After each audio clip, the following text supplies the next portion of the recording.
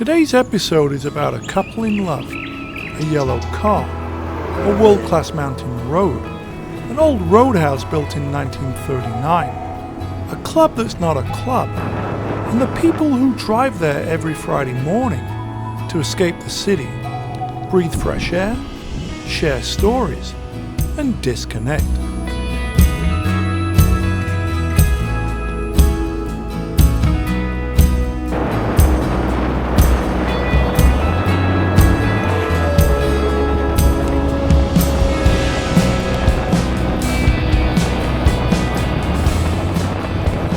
What year is this car? 2005, but it's a late 04 build. A late 04. Yeah, it's one of the early cars. It's a launch car, I think. Oh, really? It's got all the colors and options of the launch cars. How long have you had it? We bought it in 2015, so what is that? Oh, 9 years. Now? I would have said 5 if we didn't do the math. You know, it doesn't seem that long. Hey, time flies when you're having fun. We thought when we bought this, we would upgrade every year and get like a new one. We didn't plan on keeping it. So when you got it, what was it like? Stock. How it is now? Totally, completely stock. Somebody put turbo wheels on it, but the car itself was stock. And it's not anymore. How long did you keep it stock for? I would say we started right away. What was the first mod you did? I don't know if you'd call it a mod, but the first thing that ended up happening was we'd taken it in for some service, and we don't know what happened to this day, but there was some body damage after it went in for service. So what we ended up having done was a full body respray, full windows out, $13,000 respray. Is yellow the original color? Yeah, absolutely. But insurance paid to have the whole thing redone, and then when it was redone, it just looked like an M&M. It was like too candy. It was glowing. It looked nuclear. So that was when we started to not wash it. Believe it or not, that was the reasoning there. The dirt don't slow you down a bit. Yeah, exactly. How many miles were on it when you got it? 30? How many you got on it now? 124? Yeah. Wow. That's a lot of miles in 9 years. Well, 11 of those were just recently in 1 month, you know, when we went around the country. Yeah, we'll talk about that in a bit. Let's talk more about the mod. So it's been painted, but obviously there's more to it than that. Yeah, let's see. What do you want to look at? Suspension-wise, Bilstein coilovers. There's some BBI bits in there. I think there's some maybe GT3 bits, because this is all done by Marco at TLG. Okay. Let's see. The 3.8 motor is stock itself. Although we think the motor has been replaced before we bought the car. Oh. Because it's an early car with the later motor. Okay, got it. So it seems like somebody might have had the IMS deal or whatever. There was no record on that when you got the car? Not on Carfax or anything, and we couldn't figure out that, you know, Porsche dealership records are not shared. Oh. So you'd have to find the place it was done. How did you find the car? It was we went to look at another one at the same place, and this was poking out from the back like Herbie Love Bug. Was that at a dealership or private owner? Or? Dealership down in Laguna Beach. Okay. What is the suspension setup on this? So it's Bilstein B16 coilovers, whatever, the PSS 9s, I think, because we took the PASM out. That was the first mod we did, taking the PASM out. Why did you do that? I don't like the options on the suspension. Just give me one solid thing it's always going to be, and let me get used to that. Okay. I'm kind of an old guy when it comes to the bells and whistles. We removed almost all the bells and whistles this car had. Stripped it out. Back to that air school analog feel in a water pool. Again, yeah, and the lightweight too. You know, there's no tunnel, there's no center console. What does this thing weigh? Just under 3,000. Oh, wow, well, that's really pretty lightweight.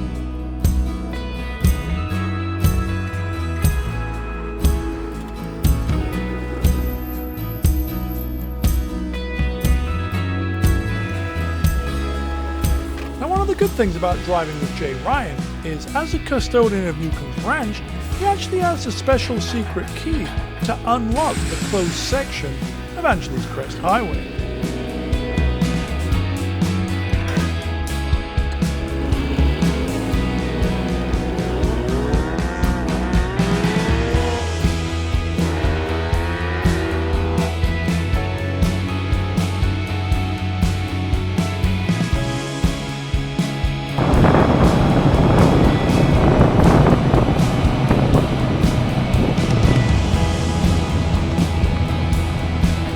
Nice. shoes. Wow, that's awesome. Are you still making clothes? Yeah. Wow. We're going to helicopter in the shop coming around the corner.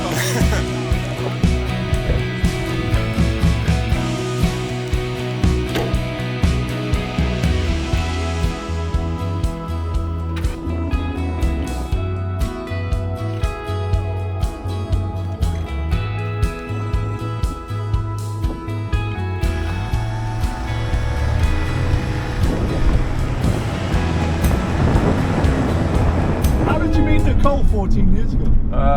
Like everything else in our life, just by accident, kind of on a whim. Had a mutual friend who double booked us, and What do you mean double booked? I was in I was living elsewhere, and I came in town for some work, and I was going to visit a friend, an old producer from a TV show I worked on, Everybody Hates Chris. And she said, "Oh gosh, I forgot. I'm at my friend's house. Hey, do you mind if my friend comes over? He's supposed to hang out with both. Say in the movie. Supposed to hang out with both people." And so I showed up at her house. Wow. That was it. And we met at her Timing's apartment. Yeah, and we didn't get along at all. You didn't get along? No, like this. That's pretty funny. So what changed? Obviously something changed. Yeah, there was clearly something there. Yeah. I don't think anything changed, but there was definitely something there. Now this is not just a spirited canyon car though. You've put miles driving cross country on it, right? We did. We drove 11,100 miles in a month. Wow. Driving 40 of the lower 48. 40 of the lower 148. Yep, that's what we hit. Tell me about the adventures of doing that trip. It's emotional. It wasn't just a road trip for us. You know, that was kind of a closing of a chapter, sort of, in some ways. My wife is sick, as you know. She's got multiple sclerosis and is having a hell of a time with that battle. And the road trip was to go see things, bucket list items, and see people and stuff that we might not get to do again. And that was the reason for it. And we succeeded. It's just it's emotional to talk about. Tell me, if you can, some of your favorite memories from that road trip. A lot of anything in particular, other than that one ticket you got in Yosemite. Tahoe. Sorry, yeah. Other than that ticket in Tahoe. Don't get me started on Tahoe. Yeah, we don't have time to get started on that. Oh but my gosh. Pick one more that was memorable, maybe for a better reason. The things that were exciting to me were all the movie locations we went to. I'm a film nerd, I'm a film geek, so I loved all the TV and film locations, from Ghostbusters and Seinfeld to, you know, Close Encounters, and it was just neat. We went to the house from Breaking Bad, stuff like that. Oh yeah. But going to my wife's alma mater, going to the University of Michigan and seeing that campus, and I mean, I've heard stories about it for 14 years since we've been together, but to actually see it and see where she used to play hockey, see the building, and just see this incredible institution that my wife was a part of, was really cool to me. I never got to see it before, and I never went to college myself, so. Me neither. GVBC, what does it stand for? Good Vibes Breakfast Club. But it's not really a club. Not right? a club, not even a little bit. It's a club that's not a club. Yeah. Breakfast Club was like the movie. It was the bunch of, you know, riffraffs who were in detention. That's where that came from. Well, of course, yeah. They weren't a club either. But it was a bunch of riffraffs from every different shape, size, and variety in that movie. You know, you had the jock, you had the goth, you had all the different people. Fair representation. And that's kind of what this mountain thing turned into. What year was that? When we started coming up here, let's see, we bought this car in 15, so we probably started coming up in 16. And I don't know, once we started coming up Fridays, we never stopped. So GVBC, the Good Vibes Breakfast Club that's not a club, what do people love about it? Other than the road and the drive up to it, which is epic. That's what we love. I don't know. I hesitate. I hesitate to answer that question because it seems to be something different to everybody. What I mean by that is, like, there wasn't an intention behind it. Our intention was Nicole got sick and we started blowing on Friday morning, so we started going up to Newcomb's on our own. But we would post on Instagram that, oh, look, we're here. If anybody wants to join us, come on up. We're here Friday mornings.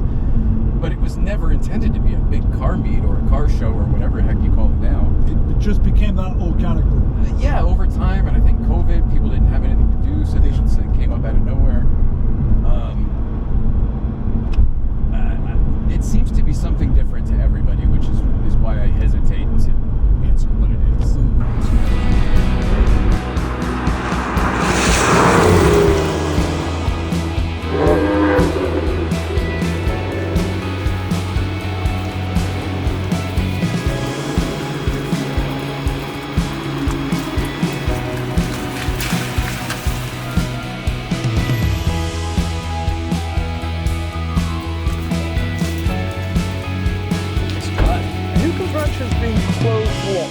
Exactly 4 years. It actually was closed intermittently before COVID, right?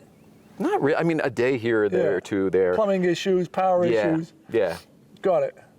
But it hasn't opened since COVID. No, we were all sitting there one Friday. I feel like you were here that week too. We said, "I'll see you next week." And then, on television, somewhere between one Friday and the next, they said, "All right, we're going to shut down for 2.5 weeks." Yeah. And so we thought that Friday, all right, well, let's just still go up. Because if it's only 2.5 weeks, we'll just get some donuts and we'll pick up a little box of coffee and we'll just go. And if anybody else shows up, we'll have a nice little community fun thing. That was supposed to be 2 weeks, very temporary. And it's 4 years later, we're still doing it. Well, it's been for sale for a while and it's been empty and closed for a while. And we all kept waiting for somebody to open it up again, buy it and open it up. It seemed like everyone was going to buy it, right? Yeah, a lot of names were floating around. A lot of names were floating around. No, so-and-so's buying it. He's going to do this and that. So we were all just kind of waiting for something to happen. Well, we kept doing Good Vibes in the parking lot. We would keep picking up the trash and, kind of taking care of the place. But so enough time passed and nothing actually happened. And then a deal came in. They went under contract and everything was going to happen where this was going to go away. I mean, this wouldn't be on the map anymore. They were going to raise the old building, tear it down and build some condos. Put up a new modern structure that looked kind of like something like maybe from a racetrack or something. A neat, really, really neat idea that I think would be excellent applied elsewhere. Yeah. It couldn't be the worst idea for here. It was going to be kind of a semi-private club, VIP, expensive. Yeah. Premier parking kind of thing. Sounds a bit elitist. With windows if you want your Chick-fil-A or your Taco Bell or whatever. It didn't really appeal to the community. The people that came in to do it were really, really nice. And they actually approached Nicole and I to do some research for them. We did that on a Friday. I was hesitant to even bring it up, but somebody else asked about Newcomb's. I said, well, it's interesting. You bring that up. What do you think about this? And I gave them the pitch, and then I showed them some renderings of what it could be. And response was poor. Of course. Poor, very poor. So poor that I thought... Take a historical landmark and completely change it. Yeah, that all of these people really care about and love the history. We decided to open up the focus data, and we came back on a Sunday where it's different car people and mainly bikers, usually. And so we sort of did the same thing with that focus group. And the data we collected that day was so much worse and more negative than the stuff that the Good Vibes people said. From that is the worst idea I've ever heard to I will burn the building down. Oh boy. Yeah. So how do you go from that to now? So are you buying it, owning it? So we're in here, we're sitting there, and all of this, and we go, oh man, for this to go away just doesn't seem right. And we knew that we were the only ones that would actually be able to step in at this point. We can't afford the same price. I mean, we don't have jobs, money, credit. I mean, we're not your textbook. Yeah, real estate Come on investor, in. Yeah, get that deal out of the way. We're good for it. Come on, we'll do it. So there was a lot of hoops to jump through and a lot of people to get to approve. It's not just one person. We talk about our friend who owns this place, but it was really his dad. So therefore, it's the estate who owns it. So there are other parties involved. Freddie's family. Other family members. There's a trustee. There's an attorney. There's a lot of people involved. So the long story short, the answer I think you're looking for is Nicole and I are going to lead the charge to buy Newcomb's, to save Newcomb's, and then serving this community will become Nicole's legacy, which is very important to both of us. And this place will open again, and it will become a community resource, and all will be well in the world again, at least up here. When was the last time you were in here? It's been a while. It's been a while, but it looks exactly the same. hopefully it's going to be a little bit better. Well, It needs a coat of paint and a good cleaning, but we're getting there. Yeah, I don't think you need to change much. Right. Obviously, we talked about that. The real character is how it is. Agreed. So everybody was talking about this being their mountain cheers. So we're going to keep the layout and everything as it is, but just kind of lean into the set dressing a little bit of the. It's a super cheers. long bar. Yeah, it is. And I have to You don't say- want to talk to your buddy at the other end of it. So I talked to her about coming here for Thanksgiving, and me and my mum actually sat. It was either this table or that table for Thanksgiving. I think it might have been this one. Those were the days where a bunch of people who didn't have anywhere else to go. It was so cool. I still remember the day with my mum. It was Thanksgiving 2015. I drove her up in the Sharkworks GT2. And we had Thanksgiving right here. The fire would be going. Yup. It was great. And nothing seems to have really changed. Maybe the pictures are at different levels. Everything in this room is moved, but it's all the same stuff in the same room. Yeah. And I do remember, you call it what, the Chilean room? In the old days, this was called the Newcomb's room, and Yeah. this was called the Chileo room, and that was where Lynn Newcomb's days. But I think this will now become the main room, the showroom. But the idea here is, curtains at night to shut this off, but leave it open during the day, so somebody could do, you, Smoking Tire, Spike, anybody could do their podcast up here with the live, action out the window. Say we're doing a new 911 launch. ST could do it up here or whatever the next one is. They do the seminar in there and then go drive the cars out there. Yeah, the property really is my favorite thing. I love the building, but the property is. What are you going to do here in the store? I remember this was a bike store for a minute. It was, remember New Century Motorcycles, and they had this area for their bikes too. This to me is my favorite place to look out. So I never understood why there wasn't a booth here. So we're going to put a booth here. It won't be this, but something. And then this will become the ACH General Store, which it was a long time ago. You can buy you can get your GVBC. That's right. All that stuff. Right there, your Good Vibes sticker right there.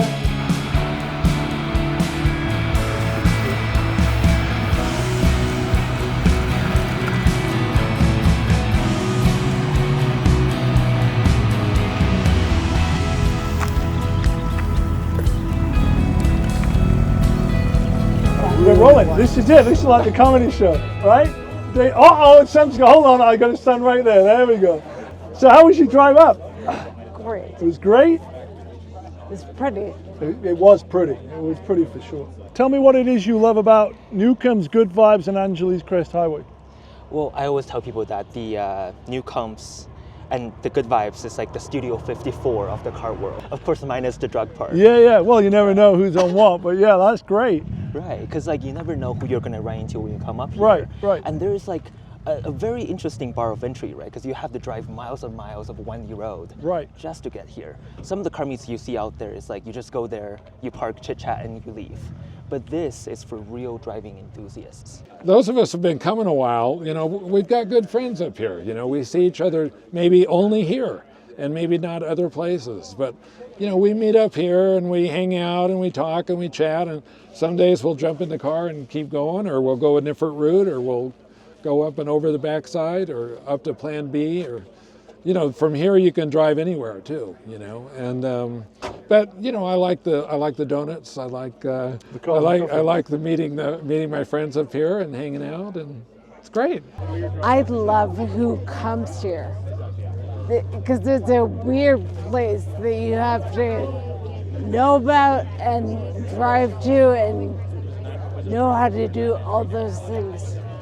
Good Vibes Breakfast Club is a spa day for me. It's friends. It's the air up here is so fresh, and I get to see friends and just relax for a few hours. And what do you love about driving up Angeles Crest Highway? I like the scenery. I like the fact that your phone don't work. It makes you present. It's a sober high. Freedom, really. It's a great way to start your weekend. It's a great way to disconnect. As you know, you don't get really any service up here. I love the nature out here. Yes, it does make me feel better. So the location's an important part about it. Yeah. I agree with that, because when the Good Vibes was not at Newcomb's about a year ago, when you couldn't get to Newcomb's, it was a different vibe not being at Newcomb's. So the two go together, right? Definitely. I think so. The good vibes and the Newcombs. Yeah. And it's literally become, you know, some people are like, oh, can't wait till the weekend. And my whole week is like, get to Friday. And then when I'm at Thursday, it's like, what am I going to drive?